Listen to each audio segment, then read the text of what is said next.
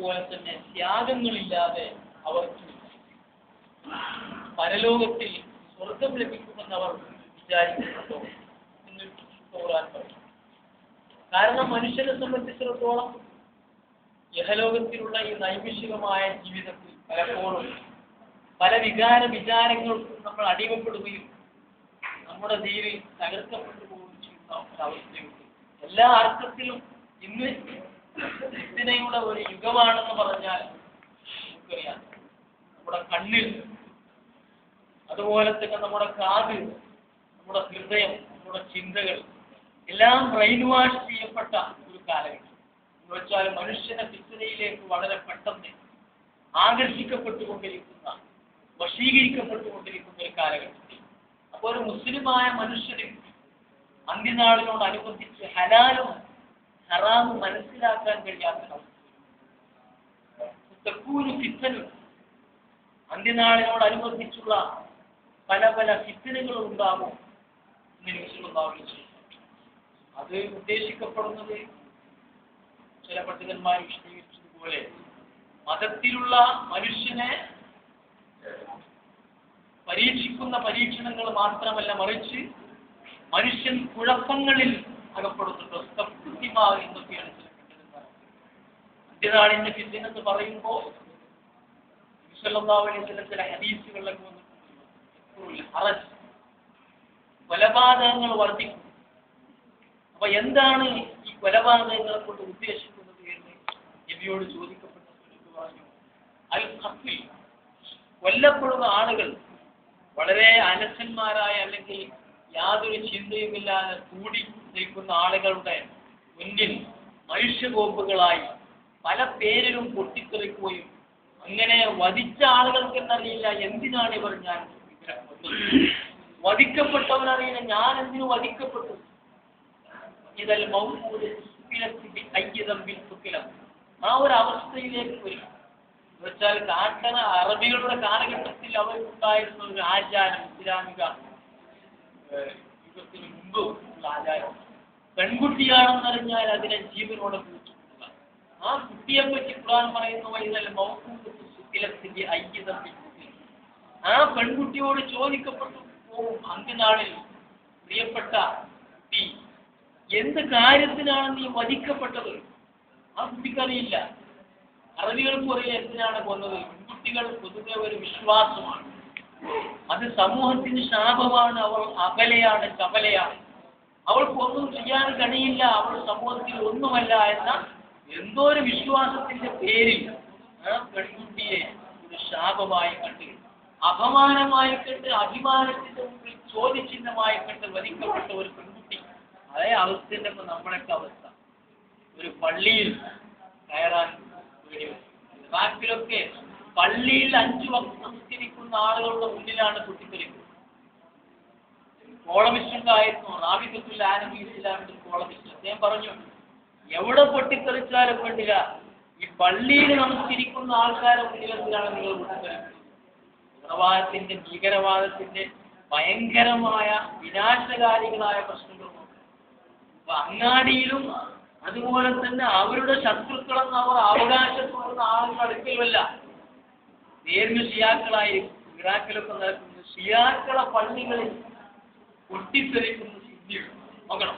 അപ്പൊ എത്രമാത്രം മനുഷ്യനെ കൊലപാതകങ്ങളുടെ പരമ്പരകൾ, അതുപോലെ തന്നെ അതിനുള്ള ആസൂത്രണങ്ങൾ, ഇസ്ലാത്തിന്റെ പേരിൽ, സ്വത്തുതർക്കത്തിന്റെ പേരിൽ, ഭീകരവാദത്തിന്റെ പേരിൽ, പല പേരിലായിട്ട് വധിക്കപ്പെടുന്നവർക്ക് എന്തിനാണ് തങ്ങൾ വധിക്കപ്പെടുന്നതെന്നോ അല്ലെങ്കിൽ എന്തിനാണ് ഞങ്ങൾ അവരെ കൊല്ലുന്നതെന്നോ അറിയാത്ത ഒരു വല്ലാത്ത ഒരു ഫിത്നയുടെ കാലം.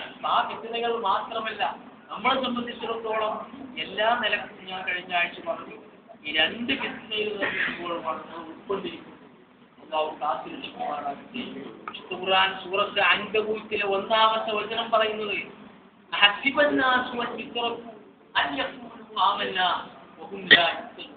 മനുഷ്യർ വിചാരിക്കുന്നുണ്ടോ അവരെ നമ്മൾ വെറുതെ അങ്ങോട്ട് സ്വർഗത്തിലേക്ക് കൊണ്ടുപോകും? അവർ ഞങ്ങൾ മുഅ്മിനീങ്ങളാണെന്ന് കേവലം വാക്കുകൊണ്ട് പറഞ്ഞതുകൊണ്ട് കാര്യമില്ല. അവർ പരീക്ഷിക്കപ്പെടാതെ ഒരിക്കലും സ്വർഗപ്രവേശനം സാധ്യമല്ല. നബി സല്ലല്ലാഹു അലൈഹി വസല്ലം വിശുദ്ധ ഖുർആനിന്റെ ഈ പ്രവചനങ്ങൾ നബിയുടെ കാലത്ത് തന്നെ പുലർത്തി. അന്ത്യനാളിന്റെ അടയാളങ്ങളായിട്ടാണല്ലോ ക്രിസ്ത്യനെ പറ്റി പറഞ്ഞു. ഇന്ന ബൈന യദൈ സാഅത്തി ഫിതൻ കഖിദാഇൽ ലൈലിൽ മുഗ്ലിം. അന്ത്യനാളിനോടനുബന്ധിച്ച് ഫിത്നകൾ വരും. അപ്പോ ഹലാലും ഹറാമും തിരിച്ചറിയാൻ കഴിയാതെ ഹലാല് ചെയ്യണോ ഹറാമ് ചെയ്യണോ എന്ന് പോലും മനുഷ്യനെ സംശയിപ്പിക്കുന്ന ഒരവസ്ഥ വരുന്ന ഫിത്ന വന്നാൽ അതാണ് ഇപ്പോൾ സംഭവിക്കുന്നത്. പലിശ വാങ്ങുന്ന ആളുകളുണ്ട്, അവർക്ക് ന്യായങ്ങളുണ്ട്. അത് ഹലാലാകുന്ന പണ്ഡിതന്മാർ വരെ ഉണ്ടായി നോക്കണം. അതുപോലെ തന്നെ ഇസ്ലാമിക വേഷവിധാനത്തിൽ നമുക്ക് കൃത്യമായ വീക്ഷണമില്ല. സ്ത്രീകളുടെ കാര്യത്തിലൊക്കെ ആരെങ്കിലും അങ്ങനെ വേഷം പറഞ്ഞാൽ അയാളെ പിന്തിരിക്കണം, ഫണ്ടമെന്റലിസ്റ്റുകളായി ആളുകൾ കണക്കാക്കും.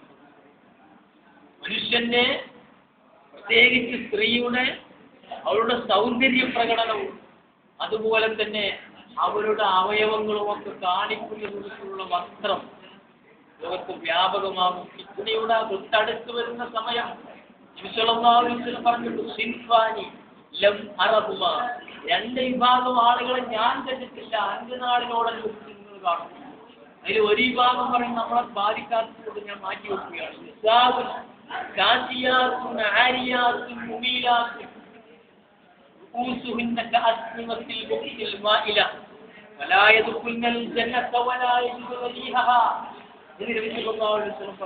പക്ഷെ നമ്മളിപ്പോ അതിന് പറയാനേ പറ്റുള്ളൂ. നമ്മളെ സ്വന്തം ഭാര്യയുടെ പോലും നമുക്ക് പറയാൻ ധാർമ്മികമായ അവകാശമില്ലാത്ത അവസ്ഥയാണ്. അങ്ങനത്തെ ഒരു ഫാഷൻ എന്ന ഒരു വാക്കയില്ല. ഒക്കെ ലോകത്ത് കൊണ്ടുവന്നത് ഇപ്പൊ അടുത്ത കാലത്താണ്. പണ്ട് കാലത്തുള്ള ആളുകൾക്ക് ലോകത്തിലെ ഒരു ഭാഷയിലും ഫാഷൻ എന്നുള്ള വാക്ക് പരിഷ്കാരം എന്നാണ്. സത്യത്തിൽ പരിഷ്കാരം എന്ന് പറയുമ്പോൾ മനുഷ്യനെ നന്മയിലേക്ക് നയിക്കുന്നതായിരിക്കണം. പരിഷ്കാരം എന്ന് പറയുമ്പോൾ മനുഷ്യന് എന്തെങ്കിലും ഒരു ഗുണമുണ്ടാകണം.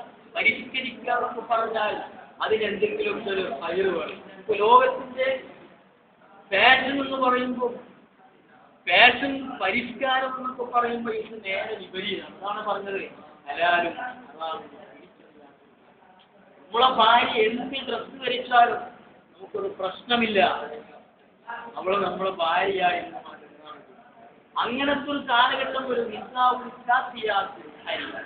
ഉടുത്തവരാണ് പക്ഷേ ഉടുക്കാത്തവരാണ്. പ്രയോഗത്തിൽ പ്രവാചകൻ ഒരു സാഹിത്യകാരനായിരുന്നു. പ്രവാചകനല്ല, അറബ്, ഞാൻ അറബികളിൽ ഏറ്റവും ഉന്നതനായ ഒരു സാഹിത്യകാരനാണ്. പ്രവാചകന്റെ ഭാഷ ലോകത്തിലെ ഏറ്റവും ഉന്നതമായ ഭാഷയാണ്. ഹദീസുകളെ പറ്റി പഠിക്കുമ്പോൾ പ്രധാനപ്പെട്ട വിഷയം പറയുകയാണ്. ഉടുത്തവരാണ് പക്ഷേ അവർ ഉടുക്കാത്തവരാണ്. തത്വത്തിൽ വേഷമുണ്ട്. അവനവന്റെ കാള മുഴുവൻ കാണിക്കുന്ന രൂപത്തിൽ മാറുമറക്കാത്ത രൂപത്തിൽ ഇപ്പൊ ഒന്നുമാക്കില്ലല്ലോ. ഇവിടെ നിന്നിട്ട് ഇറങ്ങി വരുന്നു, ഇവിടെ നിന്നിട്ട് കയറി വരുന്നു. ആണുങ്ങൾ നേരെ വരികയും ഇതാളിന്റെ ഒരു അടയാളമാണ്.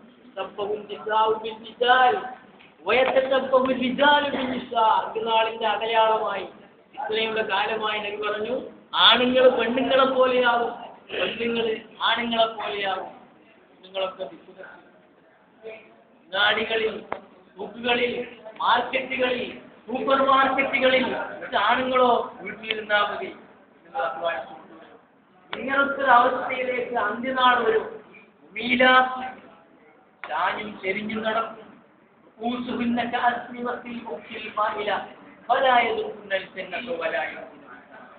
അവരുടെ രൂപവും അവരുടെ ഹാവഭാവങ്ങളും നടത്തവും അവരുടെ നൃത്യങ്ങളൊക്കെ കുറിച്ച് മിക്കവർക്കും പറയാൻ